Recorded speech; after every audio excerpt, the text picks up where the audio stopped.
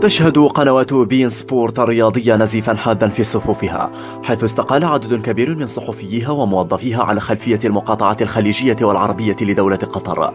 وقد عرفت القناة القطرية منذ يوم الاثنين الماضي استقالات متتالية لنجوم معروفين في عالم التحليل الكروي والتعليق الرياضي، من أبرزهم المعلق السعودي فهد العتيبي وزميله حماد العنزي، إضافة لمواطنهما اللاعب الدولي السابق نواف الطمياط الذي يعمل في القناة منذ 2009.